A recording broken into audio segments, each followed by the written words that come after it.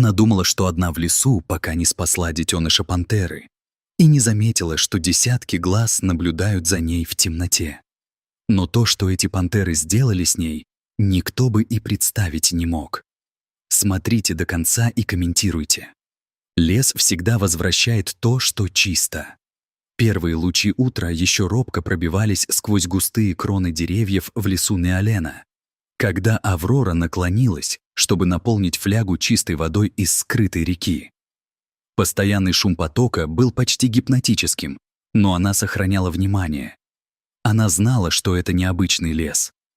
Нет, когда находишься в сотнях километров от ближайшего города, без связи, ведомая лишь компасом, интуицией и смелостью того, кому больше нечего терять. Авроре было 39 лет. Она была биологом, но оставила все после смерти отца, своего единственного живого родственника. Она сменила лекции в аудиториях на дикую природу, в поисках чего-то, чего не могла назвать, но чувствовала, что это где-то здесь. Когда она закрывала флягу, вдруг раздался странный звук. Короткий отчаянный визг. Аврора вздрогнула, глаза быстро обыскивали растительность. Потом раздался сухой треск, словно ломалась ветка. Затем наступила тишина.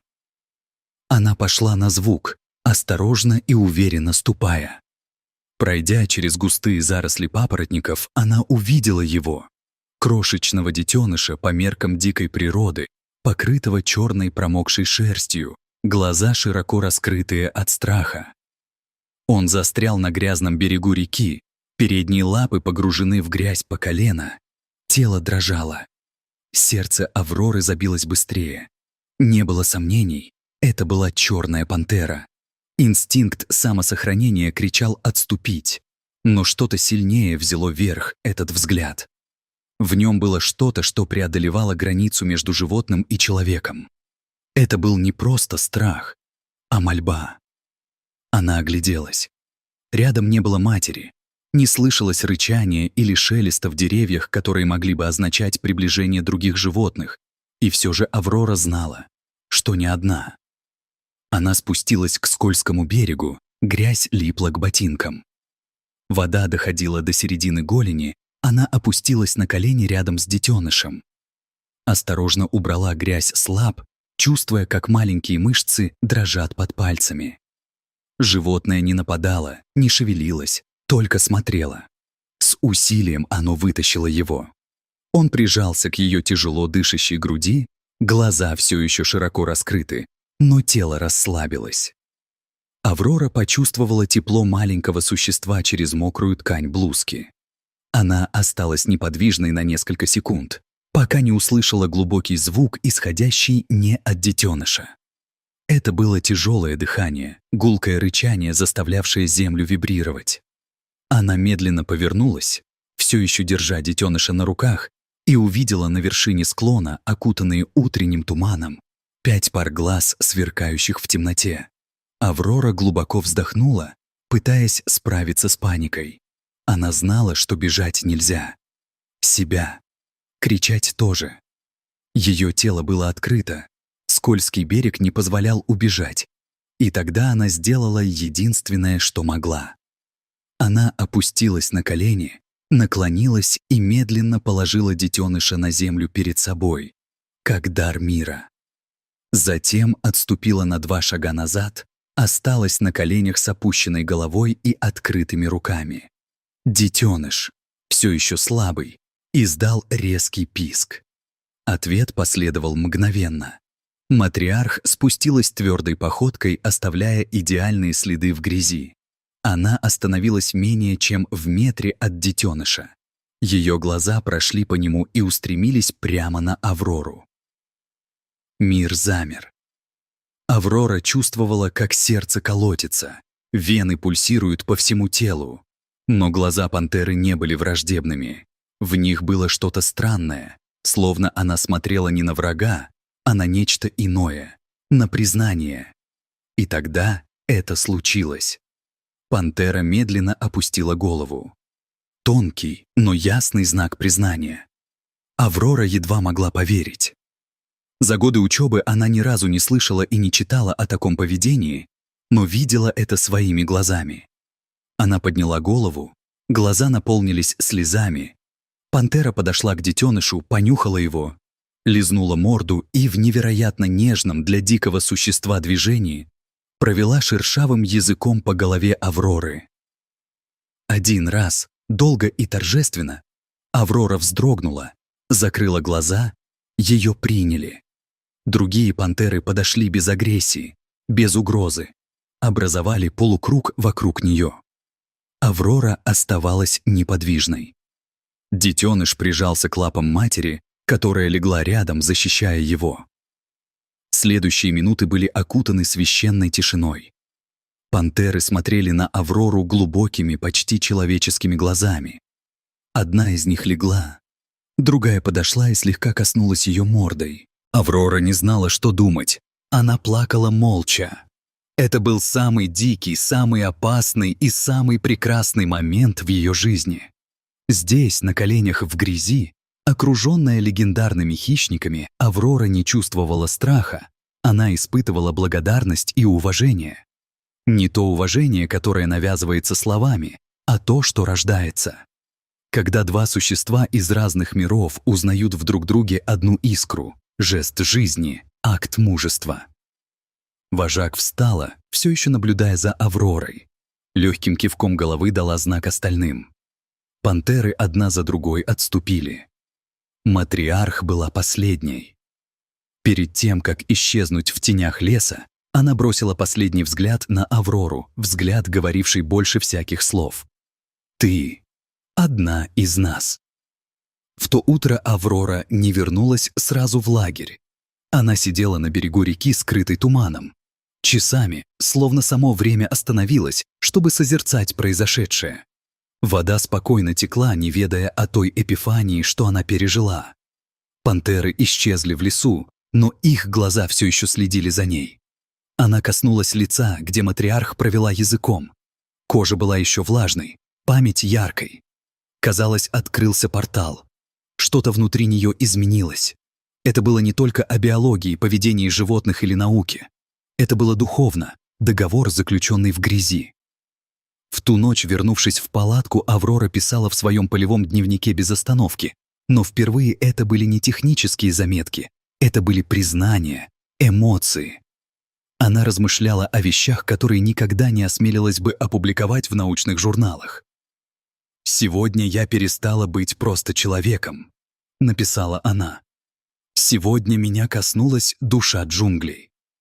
В последующие дни Аврора стала смотреть на лес новыми глазами. Она слышала звуки, которые раньше были неуловимы. Тишину, наполненную смыслом, все казалось более ярким, более живым. И вот через 3 ночи, когда лунный свет окрашивал лес серебристыми оттенками, она увидела то, что заставило ее усомниться в собственной рассудительности. Пантера, та самая матриарх, сидела одна перед ее палаткой, словно страж из теней и мускулов. Глаза ее светились, как угли. Аврора медленно вышла, сердце билось быстро, но не от страха, а от благоговения. Пантера не зарычала и не отступила, лишь посмотрела на нее, а затем почти символичным движением повернулась и исчезла среди деревьев. Он увидел ее первым. Подбежал, терся о ноги Авроры, как домашний кот. Аврора опустилась на переполненная эмоциями. Мать внимательно, но спокойно наблюдала. Ее снова пригласили. Часами она сидела среди хищников, словно принадлежала этому миру. Одна из самок легла рядом с ней. Детеныш ласково покусала ее за руку. В какой-то момент Аврора уснула прямо там, среди пантера. Проснулась спустя несколько часов с детенышем, свернувшимся у нее на коленях и урчащим. Она ощутила мир, которого никогда прежде не испытывала. Она больше не была исследователем, наблюдающим за дикой природой. Она стала частью этого, но Аврора не знала, что ее присутствие в этой священной территории заметили и человеческие глаза. Группа браконьеров патрулировала этот район. Они слышали истории о черных пантерах и знали, как цена их шкура. Они заметили Аврору несколько дней назад.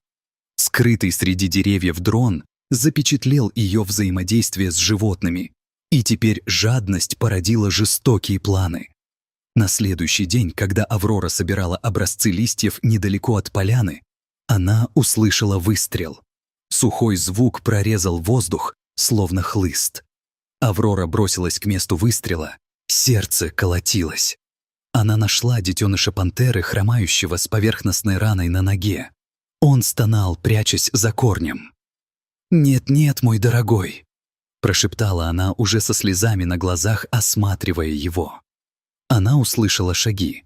2 мужчины вышли из кустов. Они несли оружие и рюкзаки. Один был в кепке, у другого на лице был шрам. Аврора инстинктивно отступила, прикрывая детеныша телом. «Эй, убирайся отсюда, женщина!» — крикнул мужчина в кепке. «Это животное теперь наше!» — сказал другой с кривой улыбкой. Аврора молчала. Она осталась на коленях, дрожа от гнева и страха. Мужчина со шрамом сделал шаг вперед. «Я сказал, уходи!» Но прежде чем он успел дотронуться до нее, воздух прорезал глубокие рычания. Весь лес, казалось, задрожал. Из темноты появилась матриарх. Одна. Нет. Рядом с ней были другие пантеры. 4 живые тени с пылающими глазами и напряженными мышцами. И словно в балете Мистии, они начали окружать мужчин. Браконьеры пытались прицелиться, но было слишком поздно. С рыком матриарх бросилась вперед, и то, что последовало, было не боем, а справедливостью. Аврора схватила детеныша и побежала в безопасное укрытие. Позади нее раздавались крики, выстрелы, треск. Обернувшись, она увидела, как мужчин разоружали и укладывали на землю. Один убежал, другой остался неподвижным, парализованным от ужаса. Пантеры не убили их, но ясно дали понять — эта территория охраняется. Вожак вернулась к Авроре. Детеныш побежал к матери, но прежде чем уйти, пантера снова сделала тот же жест. Опустила голову в знак уважения. Аврора со слезами ответила прикосновением руки к груди. Здесь, в лесу, где смерть и жизнь танцуют бок о бок, родился новый договор. В ту ночь Аврора сожгла свой полевой дневник. Не чтобы стереть историю, а потому что знала. Ничто из этого нельзя измерить. Это было слишком священно.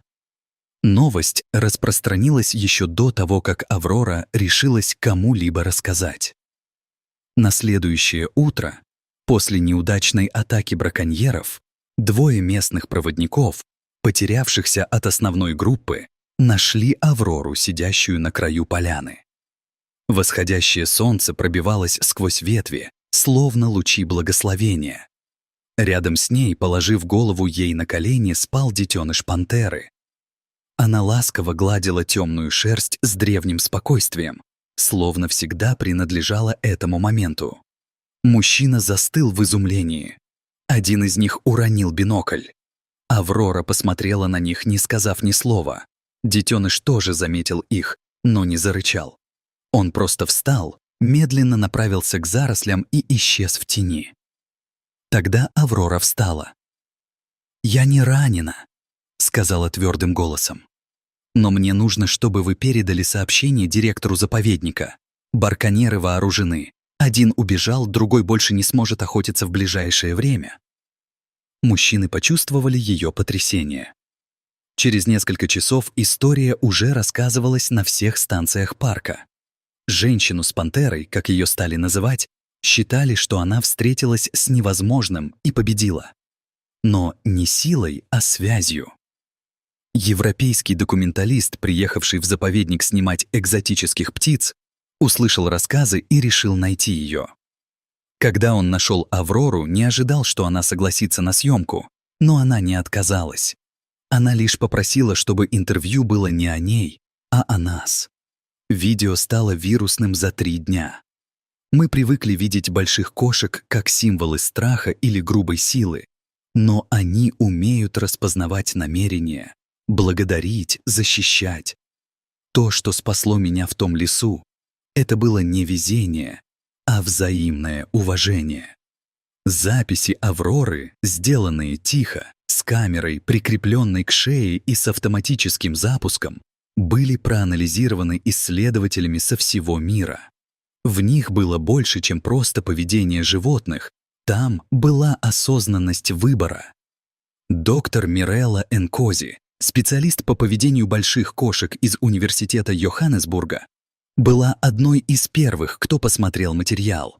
На конференции она заявила: «То, что увидела Аврора, это не единичный случай, это приглашение, напоминание о том, что животные не только инстинкты, у них есть эмоциональная память, они решают, кому доверять». Но находились и скептики, которые называли все инсценировкой, утверждали, что пантера была приручена, и все это — театр. Аврора никогда не отвечала, она продолжала жить на границе леса, порой днями без человеческого контакта. Ей не нужно было ничего доказывать, потому что каждую ночь, без исключения, пантера возвращалась. Никогда не заходила в палатку, не приближалась бесшумно, просто садилась снаружи. Страж, символ. Аврора начала фиксировать ее визиты в новой форме дневника. Не словами, а рисунками, каракулями, сделанными при свете фонаря, свободными линиями, которые ловили глаза, силуэты, жесты. В одну ночь во время бури Аврора увидела сон. Она была окружена пантерами, но они были не просто кошками. Это были женщины с темной кожей, глубокими глазами, в племенных одеждах, каждая из которых носила шрам, историю. Они ходили вокруг нее по кругу, напевая на языке, который Аврора не знала, но понимала. В центре стояла матриарх, но теперь она была человеком, с золотыми глазами, волосами, похожими на корни, и говорила, не шевеля губами.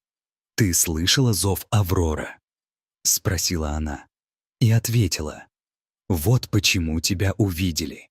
Вот почему тебя выбрали. Теперь на тебе лежит груз. И благословение понимать то, что другие не осмеливаются почувствовать, дух животных не ниже. Он — зеркало». Аврора проснулась в слезах. Когда она открыла палатку, там была она. Пантера, сидящая неподвижно, с глазами сверкающими, как черное солнце под дождем. В ту ночь впервые Аврора подошла к ней без страха, опустилась на колени перед ней, и пантера, как прежде, опустила голову, но на этот раз коснулась лбом лба Авроры. Последний жест. Полное принятие. На следующее утро матриарх исчезла на несколько недель, и Аврора поняла, что это было временное прощание, потому что приближалось нечто большее. Когда пантера пропала на неделе, Аврора не чувствовала себя покинутой. Она ощущала смысл. Она знала, что это прощание, не разрыв, а переход. У леса свои сезоны, свои обряды. Между ними было нечто большее, чем привязанность или уважение. Это был договор. В последующие дни Аврору стали искать журналисты, фотографы, кинематографисты.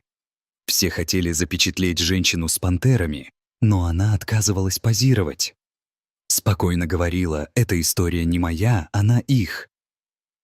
Принимала приглашение выступать? Да, но только в школах деревень, в местных племенах, на женских кругах. Она говорила с людьми, живущими на окраинах леса, а не в мраморных залах столицы. И ее послание было ясным. То, что спасло того детеныша, не инстинкт биолога, а материнский инстинкт.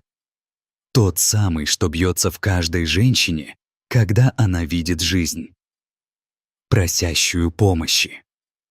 Старейшины стали называть Аврору Ниле, та, кого дух леса защищает. Но самый запоминающийся момент еще предстоял. Была ранняя весна, когда к ней пришли двое лесных рейнджеров. Они обнаружили следы нелегальных ловушек в отдаленном районе, и рядом с ними странные следы. Следы пантеры. Много, но не разбросанные. «Информация! Тебе нужно увидеть это, Аврора!» — сказал один из рейнджеров. Они пошли вместе. Тропа была длинной и трудной, но она шла без колебаний. Когда они вышли на поляну, Аврора увидела немыслимое. На утоптанной земле, идеально отпечатанной лапами кошек, был круг. Внутри меньшая фигура, человеческая, окруженная следами, а в центре — белая кость. Это был символ, эхо, зов. Аврора упала на колени. Там, в этом диком узоре, была написана безмолвная пророческая запись о приближении чего-то. На следующую ночь лес будто задержал дыхание. Совы не пели, ветер не шелестел листьями, скрытая река текла молча. И тогда она вернулась. Пантера, но была не одна. За ней шли два детеныша, один из которых был меньше и имел глаза точно такие же, как у детеныша, которого Аврора спасла несколько месяцев назад. Другой был больше, с изящной походкой. И оба, увидев Аврору, не колебались. Подошли, понюхали и легли у ее ног. Аврора не сдержала слез. Матриарх вернулась не просто как хранительница, но как мать и теперь как мост между мирами. То, что происходило в последующие дни, никто, даже Аврора, не осмелился объяснить. Каждый вечер в одно и то же время пантеры приходили на поляну. Аврора ждала их, сидя без камеры, без планшета, только с открытым сердцем. Детеныши играли с ней. Мать наблюдала издали, словно говоря: им тоже нужно узнать, что значит доверять другому существу. Проводники, осмелившиеся наблюдать издалека, рассказывали, что однажды видели, как Аврора спала с детенышами, свернувшимися у нее на руках, а матриарх лежала позади, как живой щит. Это стали называть лунной стражей и говорили, что каждый раз после этого на следующее утро в деревне происходило что-то хорошее. Безболезненные роды, необъяснимые исцеления, невероятные встречи. Аврора никогда не претендовала на это, лишь улыбалась и возвращалась в лес. Время шло, истории становились легендами. Аврора состарилась, но никогда не покидала поляну, пока однажды не перестала возвращаться. Ее палатку нашли нетронутой, рюкзак сухим, записные книжки в порядке. Но ее не было. Там, где она обычно сидела, было много следов пантер, а в центре одного из них — человеческий след. Жители деревни говорили, что она стала частью леса, перешла завесу видов и нашла свое стадо по ту сторону. Некоторые утверждают, что в полнолуние все еще можно увидеть женщину, идущую рядом с 3 черными пантерами среди теней леса. Другие, клянусь, что слышали шепот на ветру. Любовь — самый древний язык Земли и самый уважаемый теми, кто действительно слушает. Лес всегда возвращает то, что чисто. Если эта история тронула ваше сердце, поделитесь ею.